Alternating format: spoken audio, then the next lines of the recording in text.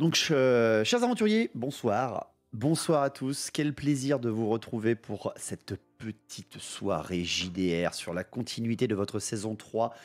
C'est terminé. J'ai été beaucoup trop gentil en ce début de saison. Personne n'est mort déjà. Vous n'avez pas tous dépensé au point de destin dans les premières sessions, donc il va falloir que je m'occupe de cela. La récréation, c'est terminé. Voilà, terminé. Désolé. Vous allez donc souffrir.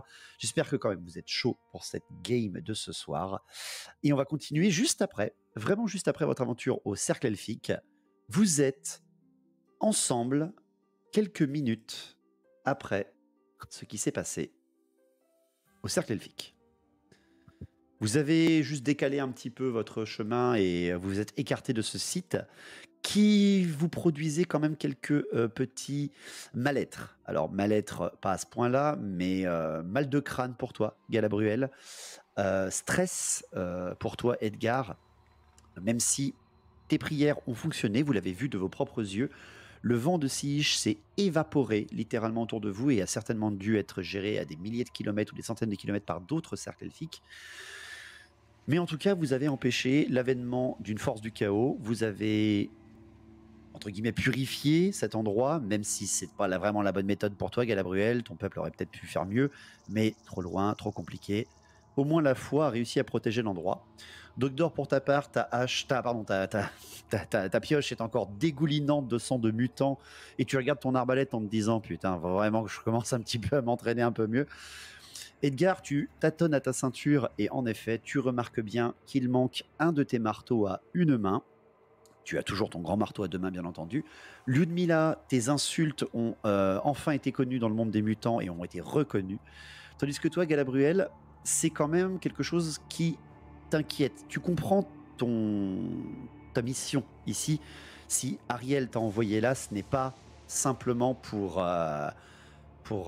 espionner les humains, mais bien car il y a un problème naissant, important, un dérèglement de la trame dans ce territoire.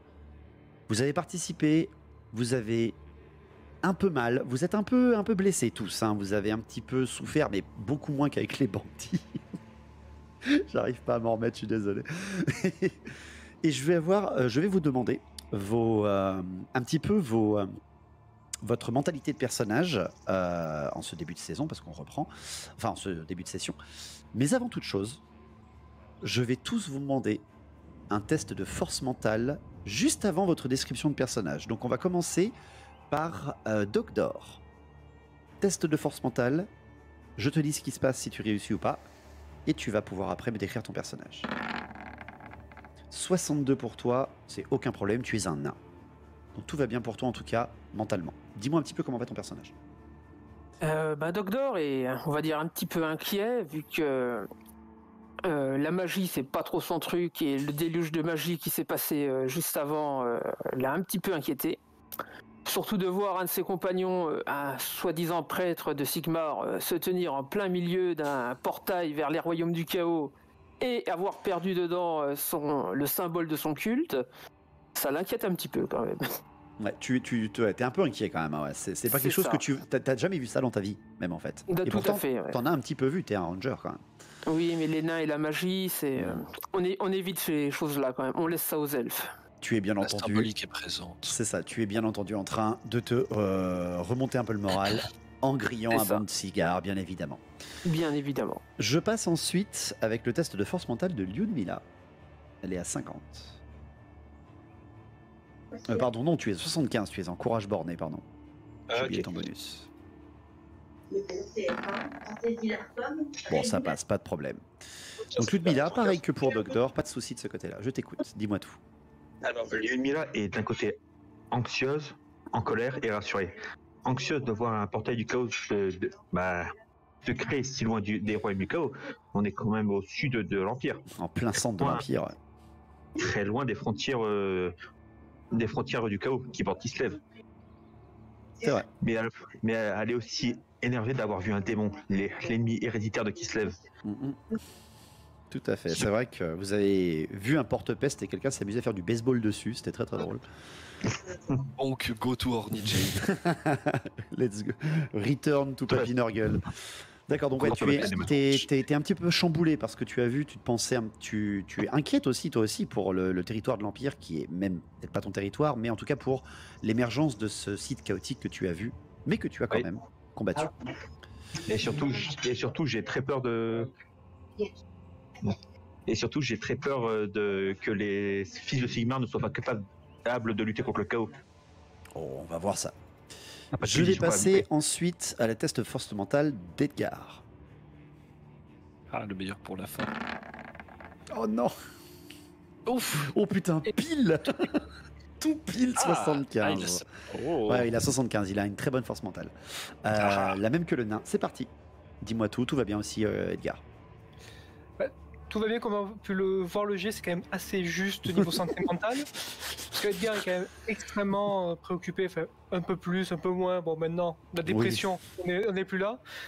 Mais extrêmement inquiet qu'un portail ait pu s'ouvrir en plein cœur de l'Empire. Et très préoccupé que d'autres pierres gardiennes ont pu se tourner en vortex. Et il est, comment dire, extrêmement pressé d'aller contacter les autorités pour permettre une inspection de toutes les pierres environnantes. Pour lui, c'est une urgence absolue. Je vous le rappelle bien que c'était Dame Magda qui était censée se charger de ce projet. Justement, rappelez-vous, dans la saison 2, vous l'aviez vu. Et tout simplement, elle a reçu l'ordre de ne plus surveiller ces endroits. C'est bien ça aussi qui énerve au plus haut point Galabruel, de l'incompétence des humains sur ce choix fait par le grand théogoniste. Mais je comprends tout à fait, Edgar, que tu sois très pressé d'aller demander vérification et de bien faire remonter à la hiérarchie que c'est une erreur de ne pas surveiller ces endroits. Pour finir, test mental de Galabruel. Tu es à 65. C'est un vanilla. Oui, il en fallait bien un. Et c'est un échec critique, 96. Oui. Galabruel. Je suis en PLS. Les autres, enlevez votre casque pendant 5 secondes.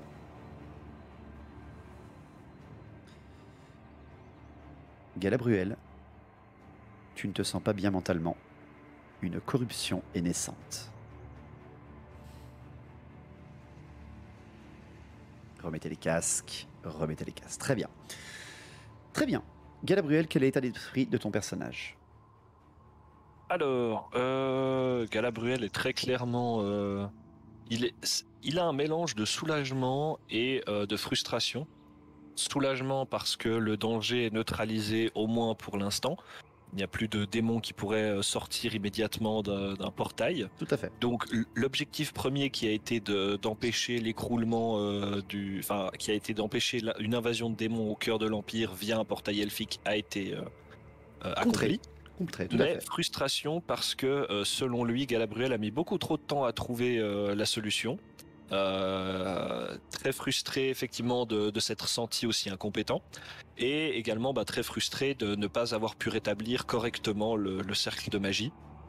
Tu as dû le détruire, ce qui est très dur pour toi.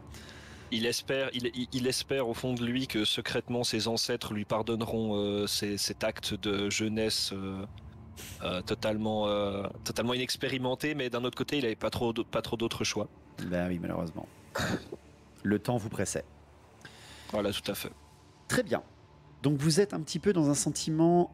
vous avez réussi, mais c'est pas la victoire dans votre tête. Véritablement, vous vous sentez un petit peu... vous sentez que ça ne va être que le début de vos soucis. Et vous avez raison, bien sûr. Donc, chers aventuriers, vous êtes sur le moment décisif. Vous êtes ici même. Hop, je vous illumine de ce cercle rouge, bien entendu. Vous êtes au cercle elfique, juste ici. Quelle est votre prochaine étape ? Est-ce que vous voulez vous diriger par le chemin que vous n'aviez pas finalement pris, vous diriger vers Haute-Furth et ensuite bifurquer au Fort du Dragon pour avoir votre base elle-même, ou est-ce que vous voulez directement repartir en direction de l'Arbre Étrange, le site de Thal, où apparemment on aurait bien besoin de votre aide? Je vous laisse décider entre vous, bien entendu. Les présentations sont terminées. C'est parti.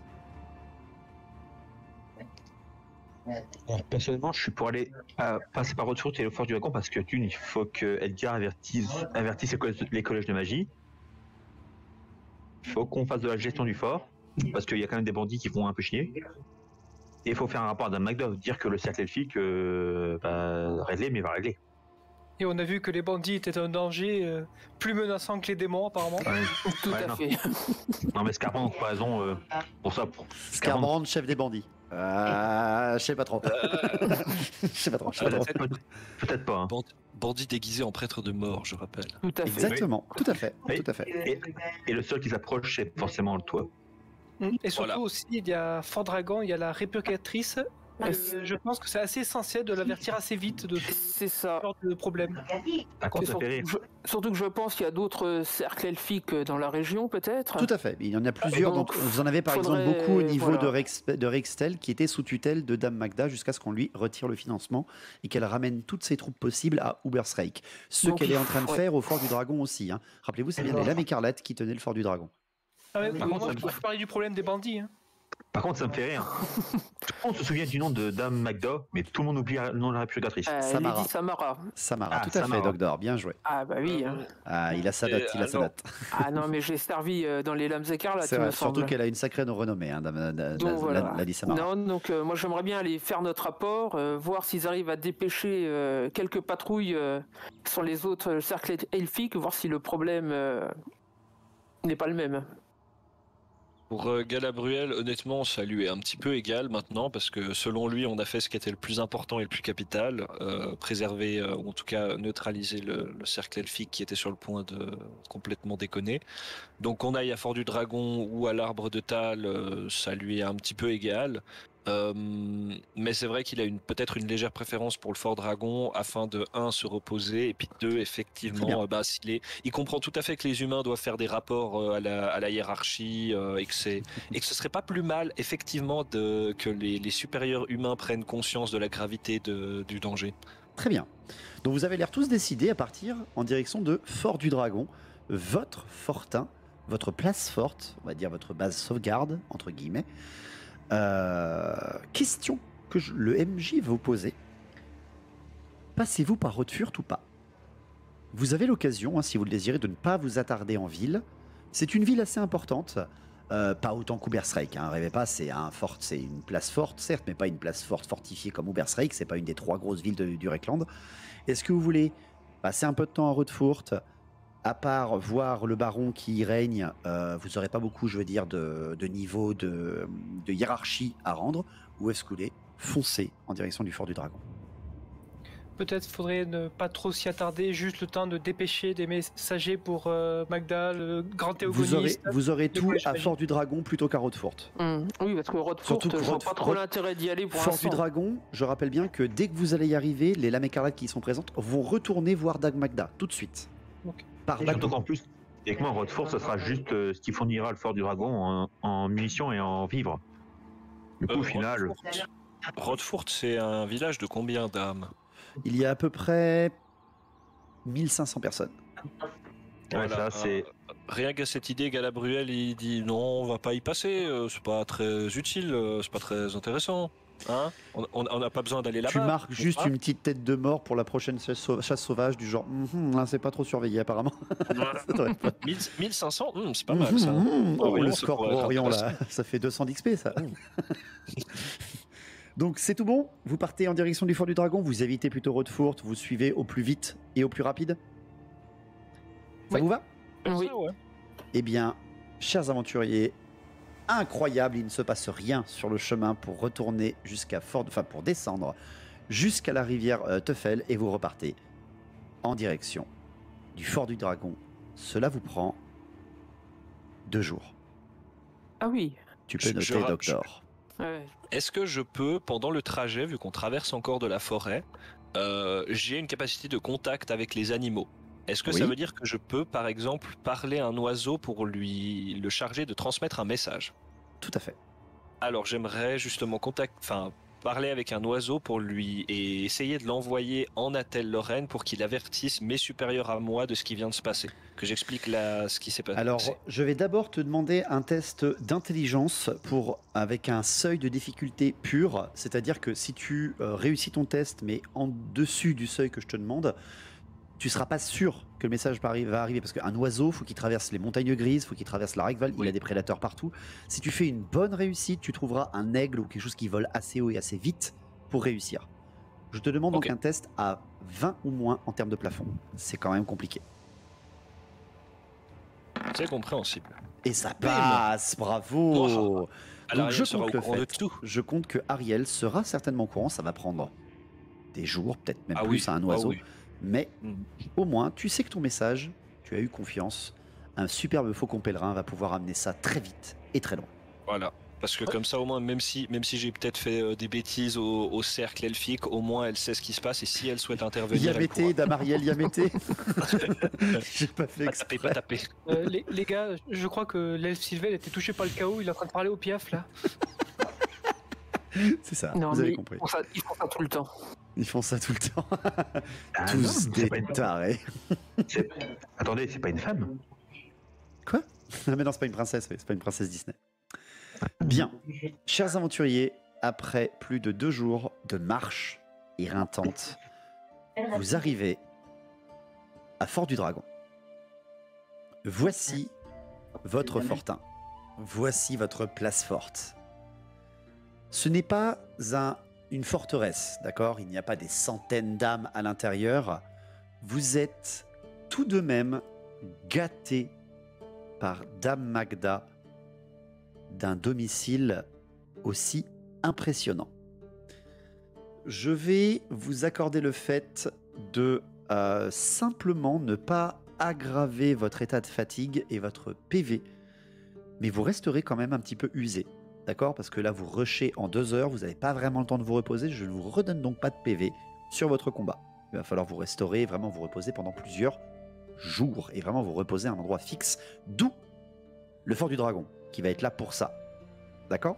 Est-ce que ça vous va en termes de metagame? Oui. Très bien. Ouais. Voici donc à peu près la taille, en rapport à un humain, de la place où vous vous trouvez. La rivière en dessous n'a pas de nom, c'est une rivière simple qui descend sur la rivière Tuffle, qui rejoint surtout Rodfurt. Rodfurt qui est le seul endroit navigable. D'où en fait la question que tu m'as posée tout à l'heure, Galadriel, il n'y a pas de bateau qui monte jusqu'à Fort du Dragon. Les bateaux s'arrêtent à Rodfurt, bien plus bas. Donc il va falloir, justement, c'est pour ça que vous avez mis 2 jours, que c'est beaucoup plus long de monter jusqu'au Fort du Dragon. Et est-ce que vous voulez faire quelque chose avant d'arriver? Une espèce de compréhension qui a construit ça? Est-ce que vous voulez simplement repérer les lieux? Je vous écoute. Tout semble sigmarite. Il n'y a pas des bases naines comme à Castelgosser. Non, c'est un fortin. C'est pas une base naine énorme comme Castelgosser. Alors, moi, je tiens d'abord à préciser que de mon amour de la nature, une rivière qui n'a pas de nom, c'est triste, alors j'appellerai cette rivière rivière. Et ensuite, je me fais la réflexion en tant qu'elfe sylvain que franchement, les postes de défense humains, c'est franchement de la merde. Comment vous voulez détecter les ennemis sans être détecté avec un truc pareil? Et comment vous voulez tendre des embuscades? Ensuite, ce machin est en pierre et se voit à 10 km. C'est franchement débile, les humains ne savent pas se défendre. C'est une autre méthode. Si tu connaîtrais l'existence de la poudre noire, tu comprendrais pourquoi est-ce qu'on fait ça. Edgar, on t'entend pas, Edgar. Dis-moi tout. Moi, je me dis juste qu'il faudrait construire des industries en amont de la rivière. Comme ça, ici, dans le tournant, on se met un petit péage pour tous les navires qui passent. Il n'y a pas de navire qui passe. Il n'y a pas de navire, rappelle-toi. C'est pas navigable. On creusera un barrage. Ensuite, on fera un escape game là-haut. D'accord. Et un musée. Allez visiter le château de la Roche, messieurs la Vallée. Et Doctor, de ton côté? Ah bah comme tout bon nain, je voudrais déjà évaluer la qualité des fortifications. Ah bah tu vas me faire un test d'intelligence. Écoute, petit test d'intelligence, mais je te donne un bonus de 40. Oh. Tu es à 75. T'avais même pas besoin du bonus, qu'est-ce que tu m'emmerdes là? Bien. Tu es rassuré, la pierre de fondation du château n'est pas en érosion, elle a l'air très solide. Même un bon travail de sable de nain devrait mettre des semaines pour pouvoir menacer ce château de l'intérieur. Et pour ce qui est des fortifications, en effet, certes, ça reste humain, mais ça reste intéressant. La position a l'air très intéressante. Le choix donc du c'est bras de relativement mer, sécurisé. du bras d'eau est très intéressant. En effet. Vous êtes en train d'arriver à Castelgosser, la porte, le pont-levis, comme vous le voyez, bon, qui est un pont-levis qui est juste pour éviter de sauter, on est bien d'accord. Ici même, c'est une fortification qui n'a pas d'eau en dessous, hein, c'est juste pour bloquer simplement l'entrée et pouvoir quand même vous enfermer. C'est un fortin, il a l'air en bonne forme, le château en tout cas en lui-même, les fortifications sont simples mais efficaces à la mode impériale, et à peine vous arrivez qu'il y a un jeune homme qui vous alpague du haut. Et c'est un lame écarlate. Il vous fait le classique halte, qui va là. Edgar l'intransigeant. Et sa suite. Moi, je vous préviens, hein, la seule fois où j'ai fait un effort pour sociabiliser avec quelqu'un, j'ai fini avec une dague entre les côtes. Donc vous êtes gentil, mais je parle plus à personne. Moi, hein. Edgar annonce son nom, l'homme se retourne pendant quelques secondes et tout simplement vous fait signe d'avancer et je vous libère la vue. Vous pouvez vous déplacer à l'intérieur, jusqu'à l'intérieur de Fort Dragon. Une question, est-ce que les hommes ont l'air valeureux? Alors, je vais vous faire un test, à tous un test, vous le savez, de perception. Vous êtes dans un nouveau lieu. Je vous laisse vous arrêter au niveau de la porte, vous pouvez vous aligner. Et on va faire dans le sens classique du RP. Edgar étant passé en premier, c'est lui qui va faire le premier test de perception. Il n'y a pas grand-chose à... Voilà, bah, écoutez, avec un score de 17, en tout cas Edgar a tout vu. D'accord, il a tout réussi. Mis à part une réussite critique, j'ai pas besoin de vous en demander une autre. Quand vous entrez, la porte ne possède pas de herse, c'est une porte en bois cloutée. Et c'est là, en effet, Ludmilla, que tu remarques, les hommes ont l'air crevés. Littéralement crevés. Il y a un arquebusier, des lames écarlates qui gardent l'entrée. Il y en a un second qui est en train de charrier ici même caisses et matériel. Et tu as un des grands joueurs d'épée qui est en train lui aussi d'aider à charger cette charrette pour un départ qui a l'air imminent. Comme vous le voyez, l'escalier grimpe en direction de la porte d'entrée du fortin, mais il y a, en vous approchant, 3 personnes en train de discuter.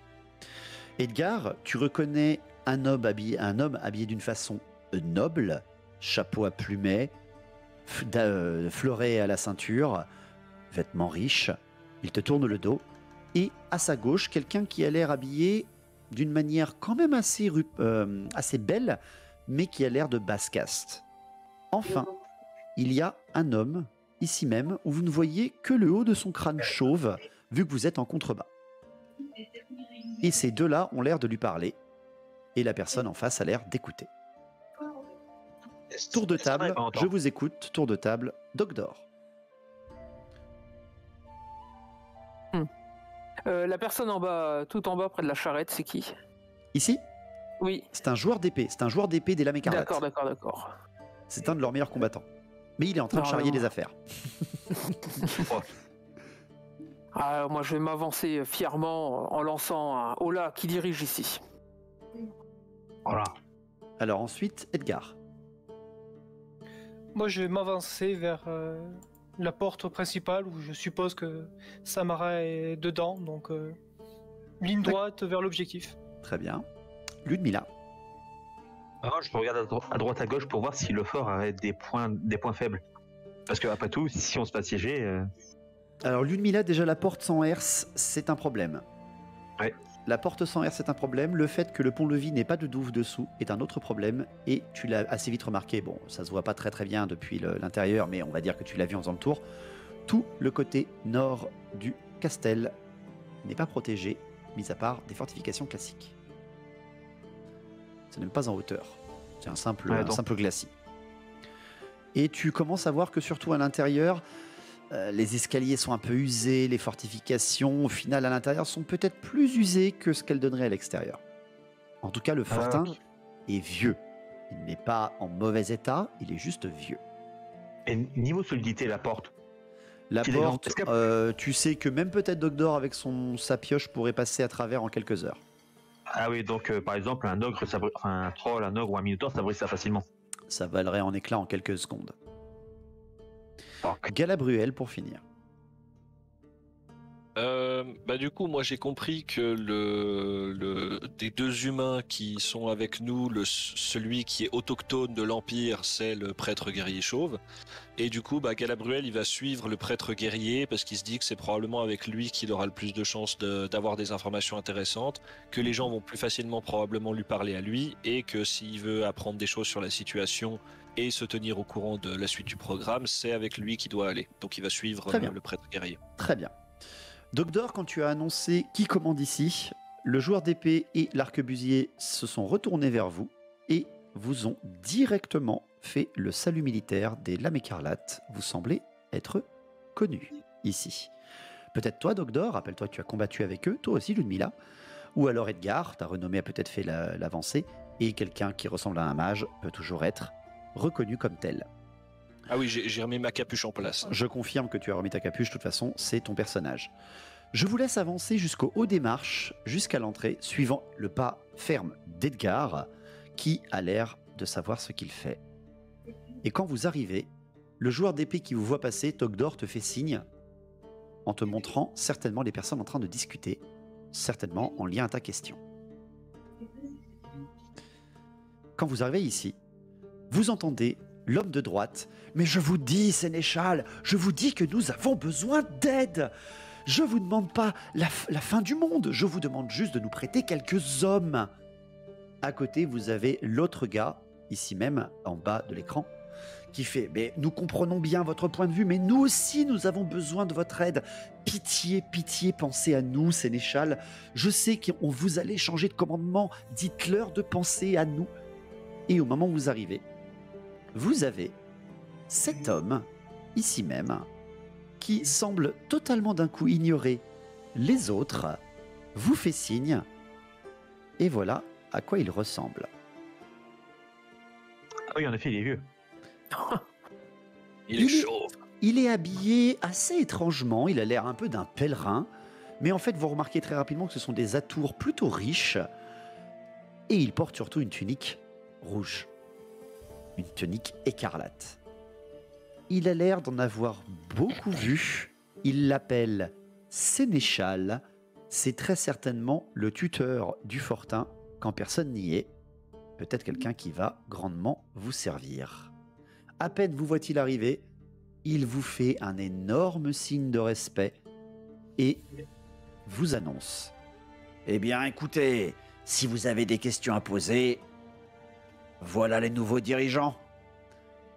Et vous avez les hommes qui se retournent. L'homme en haut, ici même, avait l'air à très rapidement un regard hautain en voyant une femme s'approcher de lui et rapidement remet son regard correctement. Vous avez l'air de très vite comprendre qu'il a un lien avec la politique, très certainement. Il sait se maintenir en public et il a l'air très diplomate. Il se courbe devant vous et fait un simple salut. C'est un baron. C'est littéralement un baron, un haut noble, ou en tout cas un propriétaire terrien du territoire. Et à côté, vous avez quelqu'un de la plèbe qui vous fait un grand salut que fait les plébéiens face aux membres d'élite de l'Empire. Et il se présente, celui de gauche, richement vêtu. Ah, bienvenue à tous au nom du baron Léopold. Je suis à votre service. Et à côté, et Herr Léon, à votre service également. En face de vous, vous avez le petit vieux qui, tout d'un coup, frappe 2 fois sur sa poitrine et fait « Bienvenue au fort du dragon, aventurier. Je suis Herman et je sais que vous êtes là pour moi. » Avec un grand sourire. Le baron Léopold, c'est le baron de Rottenfurt? Tu n'en sais rien, Ludmilla, pour l'instant, il s'est juste présenté. Tu ne connais pas cette région de l'Empire. Mais c'est un baron. Bon, moi qui connais un peu la région, Edgar, je vais te donner un test d'intelligence à plus 30. T'es à 85. J'ai des bonus pour me souvenir des noms. Incroyable, wow. Hein. T'as vu, hein? T'as vu ça? En effet, Edgar, c'est le baron de Rottenfurt. Think, Edgar, think. Très bien. Qu'est-ce que vous dites? Qu'est-ce que vous faites? Les 3 personnes se sont présentées et vous êtes vraiment bien accueillis par Herman. Ouais, moi je salue poliment le baron Léopold. C'est un plaisir de vous rencontrer. Cependant, nous avons des affaires urgentes à traiter avec la répurgatrice. Au moment où tu annonces répurgateur dans une phrase, dans l'Empire, tout le monde ferme sa gueule. c'est pas un sujet qui est très doux, on va dire. Directement, Léopold recule un petit peu. Une répurgatrice ? Mais bien sûr, évidemment. De toute façon, nous savons maintenant où vous êtes, chers aventuriers. C'est vous. C'est vous quatre les nouveaux protecteurs. Et il regarde un petit peu Herman, un petit peu du genre, qu'est-ce que c'est en train de foutre, sérieusement? C'est pas des humains, enfin, c'est pas tous des humains, qu'est-ce qui se passe? Vous comprenez un petit peu que ça le dérange, pas que ça l'inquiète, mais ça l'étonne en tout cas. Et vous avez Léon, donc Léon, Erléon, qui lui à côté, mais bien entendu, regardez-moi ça, des fiers baroudeurs, je suis sûr que le commerce ne s'en portera que mieux avec ces gens-là, et qu'enfin on pourra vivre en sécurité. Écoutez, directement il continue, il prend un peu la parole par-dessus Léopold. Et, écoutez, nous sommes à votre service, nous allons rester quelques heures, nous avons beaucoup de choses à vous demander, mais je comprends que vous soyez pressés. Sénéchal, ils sont pressés, allons, faites votre travail, s'il vous plaît, faites-le bien, s'il vous plaît, comme vous l'avez toujours fait. Et Herman, tout d'un coup, vous fait signe et vous demande de le suivre à l'intérieur du fortin. Est-ce que vous avez une question ou on commence à rentrer? Avance derrière Herman et je lui tends une poignée de main. Il te la serre en baissant vraiment l'échine. Il a l'air d'être sous vos ordres. Et il va vous emmener... Vas-y, dis-moi, Gabriel. Pardon. Gabriel se dit juste qu'il a déjà l'habitude, en ayant fréquenté quelque peu les cours elfes sylvaines, des mots creux, mais alors les humains, non seulement ils sont pas doués, mais en plus c'est encore plus insupportable. Déjà que de base il aime pas ça. Donc il se dit que si on doit rester ici quelques jours, faudra vraiment qu'il se retienne de tuer quelqu'un. Très bien, parfait. Donc Herman ouvre la porte qui est encore moins fortifiée que celle de l'entrée, bien entendu, c'est une porte d'intérieur de fortin, et vous amène dans la pièce principale, en tout cas la première pièce du fortin.